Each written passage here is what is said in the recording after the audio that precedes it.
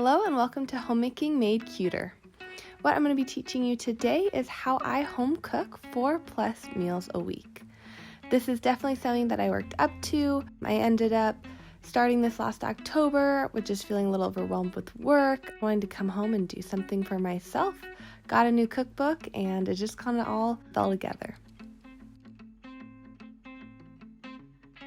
What I do first is I go ahead and I get out my cookbook.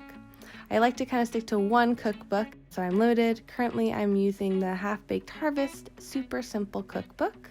I will tab pages on the side of things that sound good or the things that I'm going to cook for that week.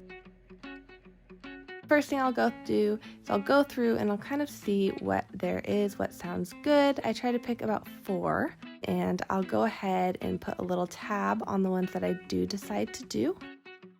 I go ahead and I get out just a piece of paper and I write down a shopping list. This is something that's really important to me because I really don't enjoy going to the store more than once a week. So I want to make sure that I can get everything I'm going to need. As I'm going through, I'll sometimes pause and go check the cabinets to see if we already have some of the ingredients or if we need to go ahead and get them. Then I go ahead and I make them. So after I go to the store and buy it all, I come home after work and I pick one of them to make.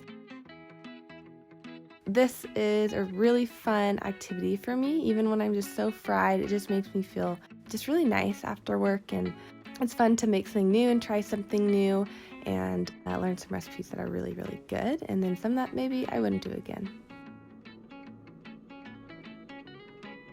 After the week is done, I go ahead and I sit down and I get out a sticky note, a pen, and I go through and I find the recipes that I did that week.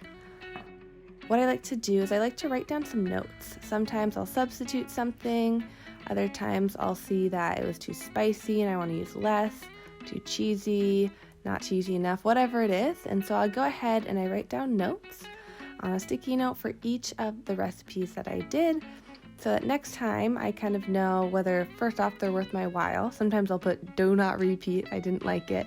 Other times I'll put amazing, like I love it. So especially if I'm going to have someone come over, I know that that's a good recipe to use. And then other times it's just little tweaks of things I would change for next time. I tend not to do this right after I cook it and more at the end of the week, just because it feels a little more manageable and a little more enjoyable. Once I'm done, I pretty much just restart the cycle. I go back, I pick 4 new recipes for the next week, and that's about it. So thank you for watching, and go ahead and check out some of my other videos on Homemaking Made Cuter.